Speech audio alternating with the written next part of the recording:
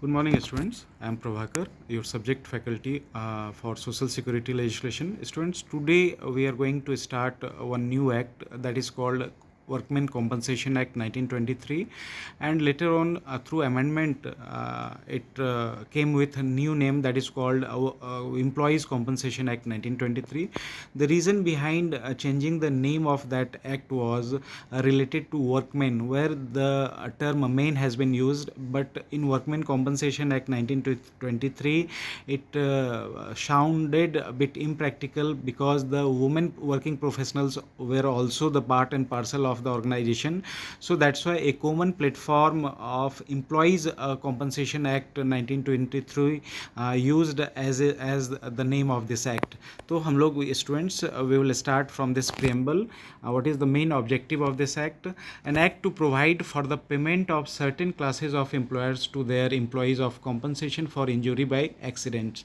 Means here it has been described that if the employee is working at any establishment, definitely there may be a certain kind of risk because that employee always remains surrounded by a different kind of machines and procedures, and while executing those and interacting with those machines and procedures, it may possible that sometimes he can face any accident, and due to those accidents, because sometimes employees do not have that capacity to deal with those injuries because of the high expenses related to that. So it becomes responsibility of the employer to provide certain platform through which his rights can be protected as far as the injury is concerned in any establishment. तो इसी के लिए students जो है यहाँ पे workman compensation act बनाया गया. Later on it came into the name of employees Compensation Act 1923. So the first preamble of this act describes an act to provide for the payment by certain classes of employers to their employees of compensation for injury by accident.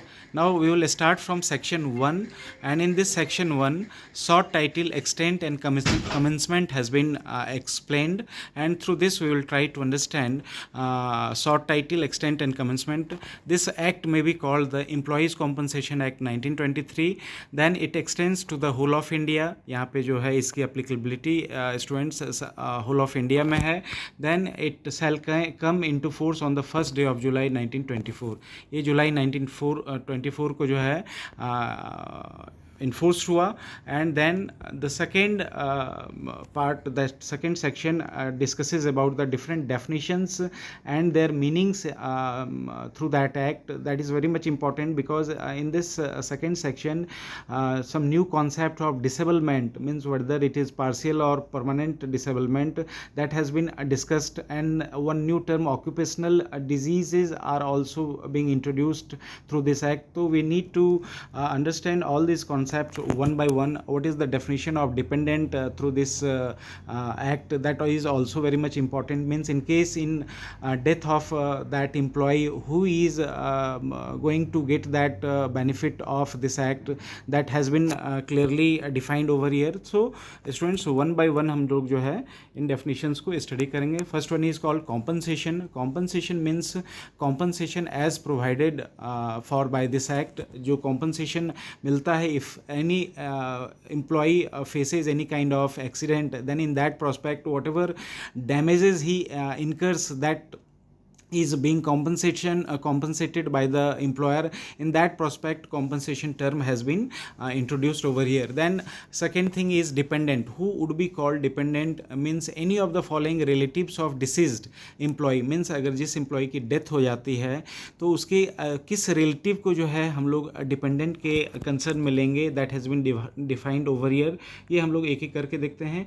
A widow, a minor legitimate or adopted son, an unmarried legitimate और adopted daughter और a widowed mother. मतलब जो एक widow, minor जो minor होगा या adopted son होगा या unmarried legitimate मतलब वैध, जो कि कानूनी रूप से जो है declared है कि ये जो है legitimate son है या daughter है, तो वैसे केस में यहाँ पे define किया गया. Then if wholly dependent on the earning of the employee at the time of his death, a son और a daughter who has attend the age of 18 years and who is infirm. मतलब यहाँ पे जो है वैसे को भी हम लोग डिपेंडेंट के कंसर्न में लाएंगे जो कि अपने फादर के डेथ के टाइम में या मदर के डेथ के टाइम में जो सन और डॉटर है जिन्होंने 18 ईयर्स का एज अटेंड कर लिया है, बट हु इज़ इनफर्म का मतलब है नॉट फिजिकली और mentally strong, specially through age और इलनेस की वजह से मेंटली और फिजिकली स्ट्रॉन्ग नहीं है, तो वो भी डिपेंडेंट के कैटेगरी में आएगा। देन इफ होली और in part dependent on the earning of the employee at the time of his death, a widower, a parent other than a widowed mother, a minor illegitimate son, an unmarried legitimate daughter, or a daughter legitimate or illegitimate or adopted if married and a minor, or if widowed and a minor brother, or an unmarried sister or a widowed sister if a minor, a widowed daughter-in-law, a minor child of a predeceased son भी उसको dependent के concern में आएंगे, the minor child of a predeceased daughter where no parent of the child is alive, or a paternal grand parent if no parent of the employee is alive. तो यहाँ पे जो है डिफरेंट प्रोविज़न से dependent को जो है define किया गया है। Then will see the definition of employee means a person who is a railway servant. यहाँ पे not permanently employed in any administrative district और sub divisional office of a railway, और not employed in any such capacity as is specified in schedule 2। Then a master, seaman और other members of the crew of a ship, a captain और other members of the crew of an aircraft, इन लोगों को employ के concern में include किया गया है। Then a person recruited as driver, helper, mechanic, cleaner और in any other capacity in connection with a motor vehicle, a person recruited for work abroad by a company and who is employed outside India in any such capacity as is specified in Schedule 2, and the ship, aircraft or motor vehicle or company as the case may be is registered in India or employed in any such capacity as is specified in Schedule 2, whether the contract of employment was made before or after the passing of this act, and whether such contract is expressed or employed, oral or written in writing, but does not include any person working in the capacity of a member of the armed forces of Union। इसमें इन arm forces of union को include नहीं किया गया है, as an employ define उनको नहीं बोला गया है। And any reference to any employee who has been injured shall whether the employee is dead include a reference to his dependent और any of them.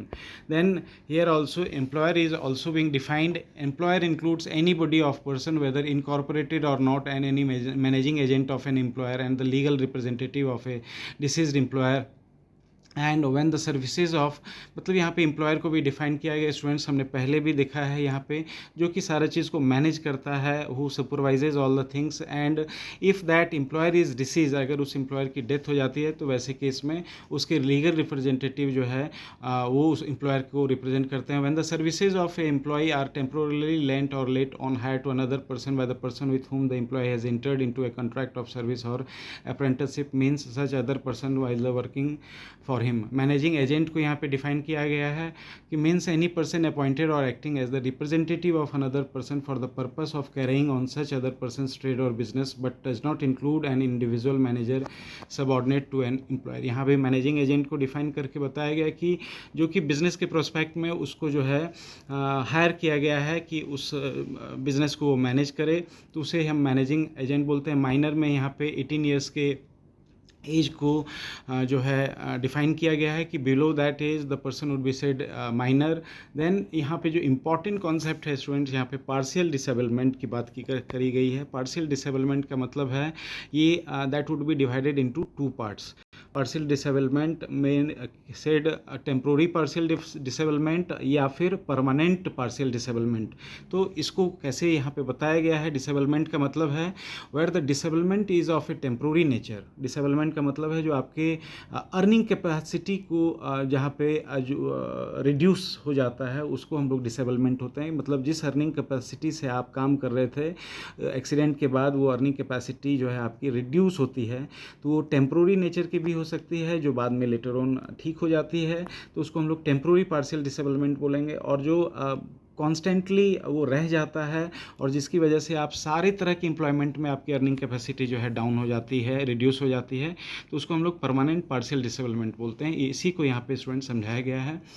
Partial disablement means where the disablement is of a temporary nature, such disablement as reduces the earning capacity of employee in any employment in which he was engaged at the time of the accident resulting in the disablement.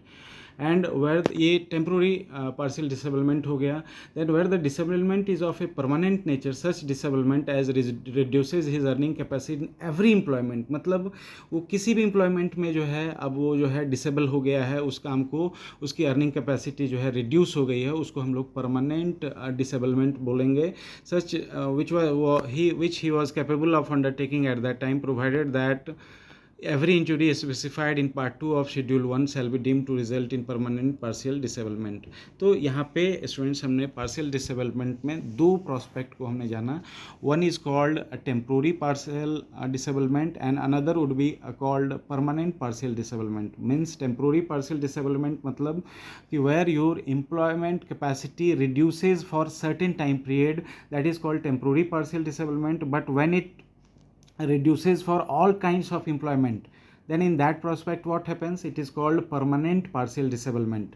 मतलब उसको हम लोग जैसे हाथ जैसे किसी employee का टूट जाता है, फिर वो जो है टेम्प्रोरी पार्शियल डिसेबलमेंट है क्योंकि उस पर्टिकुलर जॉब के लिए वो उसको इनकैपेसिएट कर देता है, but later on when he becomes okay with his hand, then in that prospect क्या होता है, वो रिजॉइन करके फिर से अपनी कैपेसिटी को इंक्रीज करके नॉर्मल वर्किंग करता है. बट अगर उसका एक हाथ कट जाता है तो वैसे केस में वो सारे एम्प्लॉयमेंट में किसी भी टाइप के एम्प्लॉयमेंट में उसकी अर्निंग कैपेसिटी रिड्यूस हो जाती है. That is called permanent partial disablement.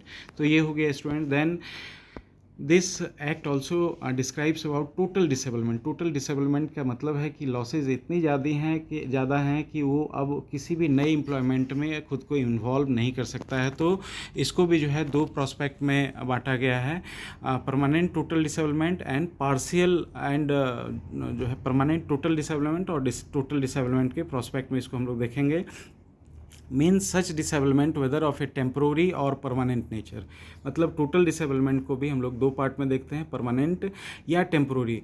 As इनकैपेसिएट्स employee के अर्निंग कैपेसिटी को रिड्यूस करता है for all work which he was capable of performing at the time of accident resulting in such disablement, जो कि temporary nature का है, जो बाद में ठीक हो जाता है. तो उसको हम लोग क्या बोलेंगे, temporary total disablement. And permanent total disablement का मतलब है कि वो provided that permanent total disablement shall be deemed to result from every injury specified in part 1 of schedule 1 or from any combination of injuries specified in part 2 thereof, where the aggregate percentage of the loss of earning capacity as specified in the said part 2 against those injuries amount to 100% or more.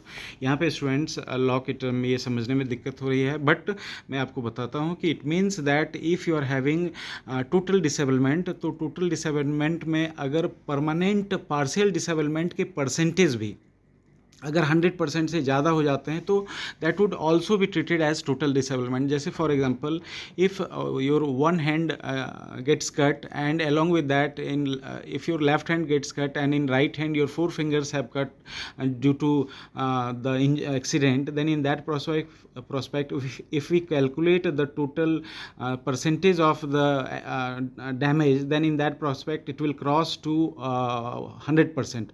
so again it would be treated as a total disablement. तो इसी चीज़ को यहाँ पे students बताया गया है. So this way we have completed the definition part.